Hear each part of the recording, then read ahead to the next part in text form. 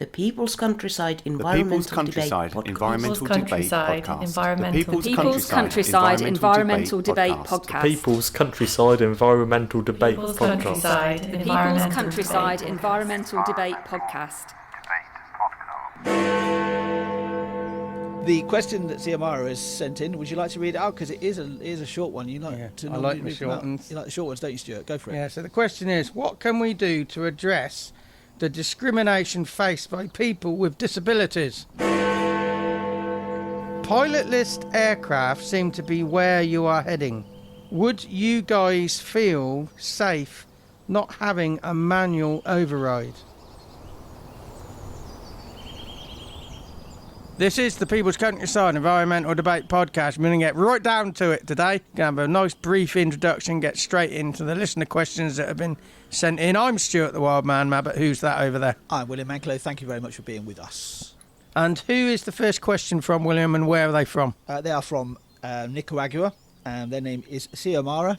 And their question, Xiomara's question... well, the place is Managua Department. Managua Department. Fascinating the way different parts of the world categorise their areas. Yeah, I imagine department is almost like a county or a state. Or we would assume, yeah. Along those lines. I don't know enough about Nicaragua. Maybe I should go back and go off and read something about Nicaragua. Yeah, so question? It's Xiomara's question. Thank you very much for your question, Xiomara. It's the first question you've ever sent in to us. So welcome on board this crazy train that is the People's Countryside Environmental Debate Podcast. The question that Xiomara has sent in, would you like to read it out? Because it is a short one. I like the short ones. You like the short ones, don't you, Stuart? Go for it. Yeah, so the question is, what can we do to address the discrimination faced by people with disabilities? Well, I can go straight in and say, stop seeing that person as a person with disabilities and actually just see them as the person that's there, you know? You're only as disabled as society enables you to be. Yeah. Segregation, I'd say, is a big thing. Jumps into my mind is we say, we accept the disabled these days, but we still segregate. We have the Paralympics separate to the Olympics. They say, sorry, my asthma's playing up today. I can hear it, so hopefully it's not affecting you listening. And somebody said you can't have the Paralympics at the same time as the able-bodied Olympics because it's too much organising. No, it's just organising in a different way.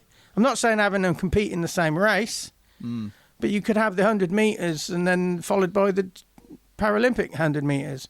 It's too much segregation. It would make the Olympics a longer event, wouldn't it? And actually but combining the two, because the Paralympics comes generally directly after the Olympics, then why not? You might have to have less competitors because you've got accommodation to deal with. But maybe that just means you got even more elite athletes up there. But what can we do to address the discrimination faced by people with disabilities? You know, that's a question you always need to ask yourself, really. You know, where does that discrimination come from? I think. And are you discriminating? Do you recognise you're discriminating? Yeah, and I think part of discrimination can be unconscious patronisation as well. You know, that you view somebody who is in a wheelchair as needing your sympathy, where actually that person in that wheelchair just wants to get on with their life, and they need your help. Maybe they don't. Maybe they're actually perfectly okay doing what they're doing. They don't need your help. Yeah, exactly. Yeah, but you've got to judge it by situation by situation. There's a Royal National Institute of the Blind video that's been going around, a sort of awareness video, where somebody is waiting for a bus, clearly has sight issues, and a woman gets on the bus. The bus is here, and she just disappears onto the bus, and the guy's like, "What bus is it?" So it's like sometimes even when you try and help, if you're trying to help somebody, you're probably not actually thinking properly. No, you're thinking clearly about what does that person really want help. And I think you can, if you see somebody in a tricky situation or is in a difficult situation, and they look like they need help, it's just offer it up. And if they refuse it, then you know. Yeah, sometimes it's obvious when somebody needs help. It's like I was going past a bus stop. No, I had to laugh because it was funny, but it was also you have to laugh at the right time. there was a blind guy, completely blind, stood at a bus stop with a white stick, and the bus stopped just before him. Yep. And he couldn't. He thought the bus had stopped at him, and the doors had opened in front of him, and he was trying to find the doors, and he was waving in front of the bus, trying to find, and the bus driver got off and said, "I can't come any closer." He said, "Because there's a big dip there." He said, "You keep doing that, you'll be cleaning my windscreen." He said. Anyway, so he had to, but sometimes you need to step in. As obviously that blind guy needed help because he couldn't find the bus. Yes. Yeah. But, I did laugh, but I didn't laugh sort of in his face. I just thought, this is actually a funny moment. But you have to be appropriate. You are laughing at the situation rather than the individual. Yeah. But, yeah, I think we can all directly address discrimination, broadly speaking anyway, by just thinking about our own actions and thinking about how we perceive other people, really. So like I said, if you see somebody in a wheelchair, or you see somebody with a white stick, or you see somebody who obviously has some form of disability, don't automatically assume that person is going to fit into a neat pigeonhole box for you. No. They're not going to be that specific person. Whatever that is, whatever their disability is, or perceived or even not, overt or even covert disability, because sometimes people can have a disability that's not really obvious, right? Yeah, so the question is, what can we do to address discrimination faced by people with disabilities? Well, less segregation, more communication, more talking to people as individuals, asking them if they need help and stepping in when it's obvious they need help. That's all individual stuff, but it all builds up to societal. I don't think society has to do much else apart from what the individual does as well. And I think having genuine empathy for anybody around you, and that's not just somebody with disability. It's just having genuine empathy and genuine being aware of what's around you. Yeah, and keep talking about this stuff. If it's uncomfortable, then you are talking about something with substance. Yeah. If it's nice and comfortable, the conversation, maybe you're not pushing the boundary enough. Yeah, particularly within yourself as well. Yeah. Anyway, on the end of the last episode, I said we had 13 listener questions lined up, and I said get them in, because those 13 questions took us to the end of 2024. In the last week, we're now up to 27 listener questions. So, thanks for taking us to the end of February, beginning of March. It secures this podcast. Even if we ran out of listener questions, I think we'd go and revisit some past listener questions or get some guests. We have such a vast archive of past photographs. That's me and my photographer speaking there. Subliminal advertising there. Past questions. Even so subliminal, I didn't even realise I was going to do it myself. But we've got a huge archive of past questions. But what these questions that have now been brought into us is particularly there's a lot of new listener questions and questions that we have come from new parts of the world and new people as well. It brings in a fresh perspective and fresh questions. And that feeds into our wider work as well, these conversations we have in these podcasts. On October the 9th, we had an initial gathering in Oxfordshire to try and with a group of interested people, initially called the Genuine Disabled Countryside Access Task Force. And we'd had a tour around this so-called accessible route in this nature reserve. We had a conversation afterwards, and these conversations in these podcasts sort of inform those conversations of what we learn, and then those conversations inform this podcast. So it's cyclical, don't you think? Yeah, we learn from every single episode we do. We'll be maybe even confront an uncomfortable truth in ourselves as well. There's been such a wide variety of questions. But yeah, the group, this Genuine Disabled Countryside Task Force is a group of people. The project is certainly much vaster than one individual, isn't it, Stuart? It's needed this group of people to come together, with all from different backgrounds and different expertise as well. Interestingly, as soon as the council heard that we were going to have the first meeting of this nature reserve in Kidlington, they said, 15 years ago, we had a wide conversation with the general public about what they wanted on this accessible route. But when we restructured the department, a lot of that was lost. So they were saying, oh, yeah, what's there now? It's because we consulted with the public, but it's been lost. And then turned around and said to me, we'll go out next week and just have a look at the film you've made about the place and make some immediate changes. And I'm thinking, yeah, but you're not consulting with the public. You know, the changes you see, you're going to be doing from an able-bodied perspective. And I think it's to cover up some of the issues. But the film has already been made, you know. Anyway, I mean, the film. Just touch on the film. The film isn't there to accuse anybody of not doing something or not doing something. It's just to point out the things that need improving and are not obvious from an able person's point of view. Yeah. For example, it'd be nice to have a little sign saying this is the start of the accessibility route, so you know where you're starting from. So we don't end up going through the wrong gates, basically, which is what happened in that film. It's well worth watching that film. Should we put a link of it in the description of that film? Yeah, we'll put it in. I think it's not a hugely long film either, so 12 minutes. Yeah, it's well worth watching. Yeah, you actually realise how handsome I am. Well, anyway, no amount of polishing on videos will help. We'll get that. Before we go on to the next question, listener question, just to let you know about our Christmas schedule. Now, normally we have a break and we do like classic episodes. Yes. We'll review some past episodes that we think need listening to again. Yes. This year we're going straight through. We're going to keep recording. We're not having a break. Yeah, so you're going to have fresh content all the way through Christmas and New Year. We've got a message going out on Christmas Day, so we'll keep an eye out for that. And New Year's Day. And New Year's Day as well. There's always a little bit of silliness. I think somebody mentioned a toilet in one of them. I won't say who, and I won't say when. Christmas toilet. I won't say when, I won't say who, and Stuart's just said Christmas. But you might be surprised who mentioned the toilet. Yeah, it might be. Well, it's a 50-50 gamble, isn't it? Who it was. Or it Who? might not be. We might have a guest. You never know, Stuart. We won't. That's not. We might have a run of guests. Indeed. So the next question then is from Nacional in Dominican Republic, and it comes from Maidali. Thank you very much for your question, Maidali.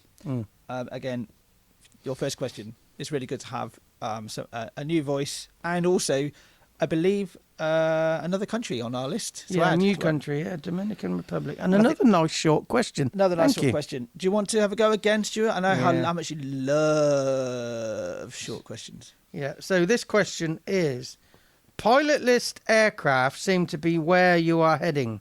Would you guys feel safe not having a manual override? That's interesting. I've not heard of this as being anywhere near reality myself. An aircraft is a very I'm just waiting for that ambulance to go by. I don't know if it's being picked up.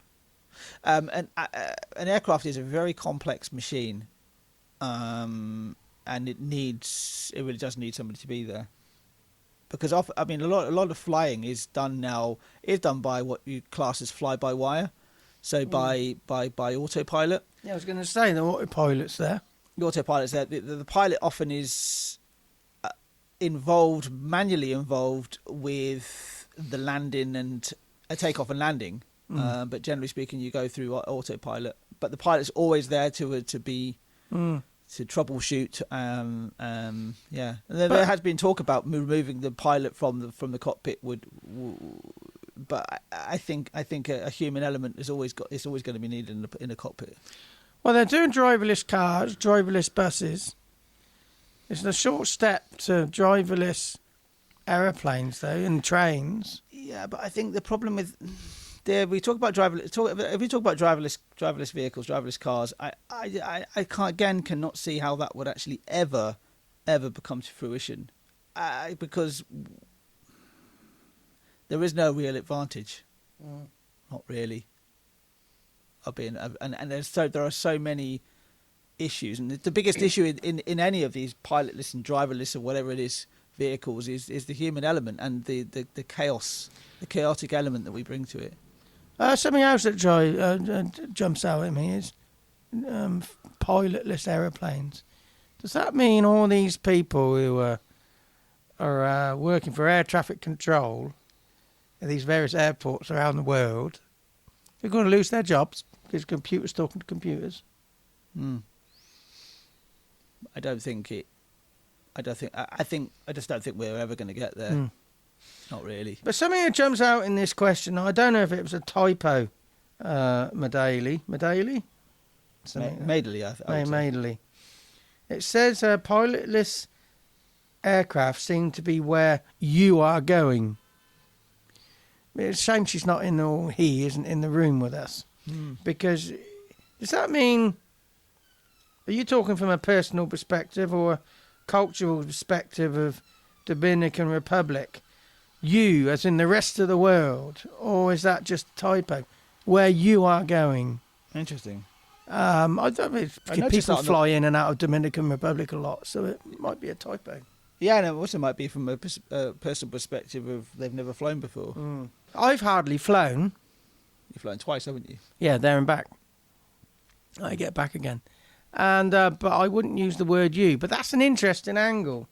So in this context, who is the you? Is that is that talking about Western developed countries countries?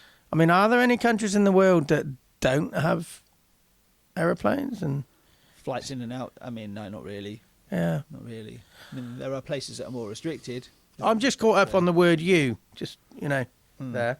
Yeah, it's how you phrase a sentence. Again, when you write something down, it comes across as very different than when you speak it, because you can analyse it and you can question the questioner. The question goes on to: would you guys feel safe not having a manual override? Yeah, and again, it's the you. Would you? You need a pilot. In fact, you have a pilot and first officer. So there's a pilot flying and first officer. The pilot flying is the one that deals with all the flight stuff, anything to do with the aircraft being in the air. And then the first officer then is generally the communications, the one who will actually communicate with with the control tower. There's a lot of complexity when it comes to flying. I think we're all looking at. We always try to look at how to simplify something, but when a system works really well, it works really well. That's why I think that driverless cars are a thing of science fiction, not reality. In most situations, there will be closed areas where that maybe driverless cars would work. Yeah, like Harwell Laboratory in Oxfordshire, they've got this bus that circulates the site, but it doesn't leave the site. Yeah, there's also an underground driverless taxi thing in Las Vegas as well, but again, it's completely separated from the main roads. Now, you could argue that if everybody had driverless cars, then it would be better, but I don't think so. I think the future is really public transport, really better public transport. Interesting. But that's my opinion. You've pulled out an opinion of mine. I mean, I can't answer too much from a personal perspective about would I feel unsafe, because. Well, could you? I'll jump in. Well, would you feel unsafe if you got onto a bus without a driver? It depends if it was a closed circuit thing and there was just another bus circulating. But it depends on the context. Like if you just got onto a bus you normally get into. Not out here, no. No. Or because there are certain places that actually have driverless or at least minimal interference from the driver. So I believe, as I understand it, the Victoria Line and I think the Northern Line trains in the London Underground, they have a driver, but they don't actually do anything other. They're only there for a health and safety aspect. They don't actually press the throttle. They view the doors to open and close the doors, and when they press close, the door is closed. The train will automatically drive off itself, and it will automatically brake. And they're there if anybody is getting too close to the edge of the platform or having to intervene, etc., etc., etc. Then you also have the Docklands Light Railway, which is completely driverless. There are no drivers in the DLR. But again, that's quite a closed system within the railway as well. There are no other vehicles, no other trains that are on there. So it is possible, but I just think it has to be a closed system, and flying in particular is not a closed system. Okay. Hopefully we've had a go. Any actions? For the first question, I would say about the discrimination about with people with disabilities. Well, have an internal conversation with yourself and see if you recognise you're discriminating, and maybe you're a disabled person. You fall into the trap of discriminating as well. Who knows? And then the second question is another internal conversation: is would you feel unsafe having driverless services, transport or otherwise? William? I don't have an action for the first one. I think I might have actually come up with one earlier anyway. But the second one is more thinking about sort of like the whole idea of pilotless aircraft and it being autonomous. Have a think about what you autonomously do in your life. What do you habitually do in your life? And ask yourself that question. Ask yourself this question: Does that really serve you as your needs and your life?